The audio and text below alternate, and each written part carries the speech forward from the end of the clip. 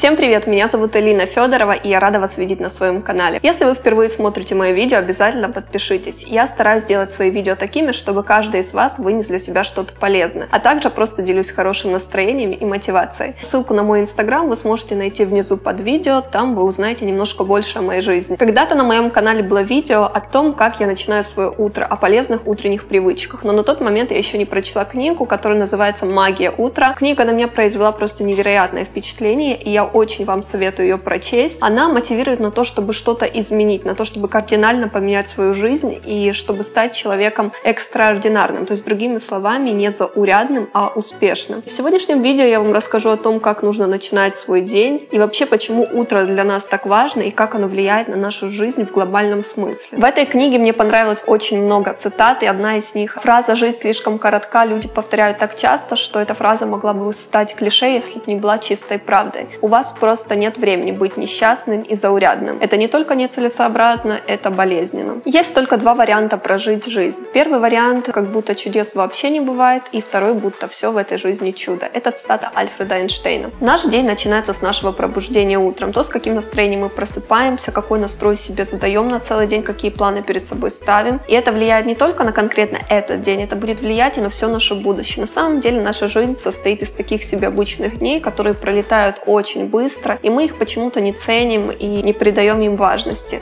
Если спросить у каждого из вас о том, цените ли вы свою жизнь, конечно же, все ответят «да». Но дело в том, что если посмотреть на повседневность, то как-то картина складывается совсем другая, потому что много людей проживают свою жизнь не так, как они хотели бы. Делают не то, что им нравится, не с теми людьми, они зарывают свой потенциал и довольствуются малым, хотя можно все изменить, стать бы только более осознанным. Бывает такое, что проходит день бесцельно, вы ничего не сделали полезного, и при этом вы говорите себе: ну ничего, я там начну делать это завтра, либо с понедельника, и у меня будет еще много таких дней. И на самом деле это заблуждение, потому что обычно дни так и пролетают очень одинаково, жизнь не меняется, и если вы хотите что-то изменить, нужно набраться решимости и взять под контроль свою жизнь прямо сейчас. Все не так сложно, как может казаться, все начинается с маленьких шагов, не нужно тут же хвататься за голову и вспоминать все свои основные проблемы, пытаться найти на них решение, потому что это вас только загонит в тупик, наоборот, добавит вам стресса. Все нужно делать последовательно, и помните, что любой проект, любое дело начинается с малого. Шаг, который я вам предлагаю сделать, это раннее пробуждение по утрам. Как я вам говорила, жизнь, она состоит из таких себе обычных дней, которые проходят довольно-таки быстро. Я понимаю, что у каждого из вас есть собственный распорядок дня, у кого-то учеба, работа, семья, дети.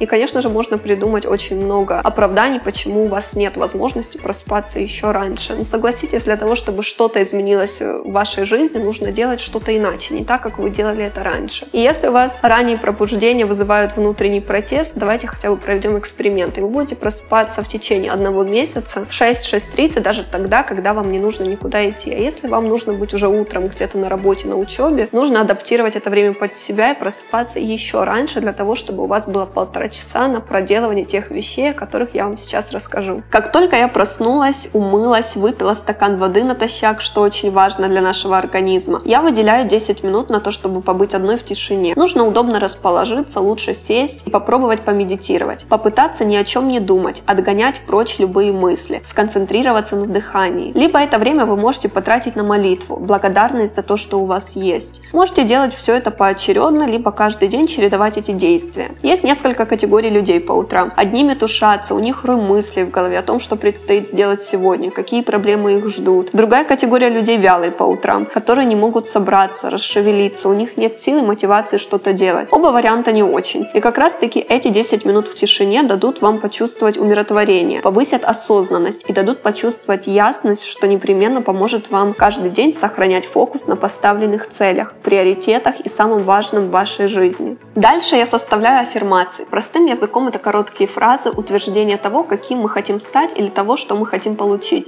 Пример аффирмации. Я самая красивая и успешная. Я возьму от этой жизни все, что захочу. Я обречен на успех.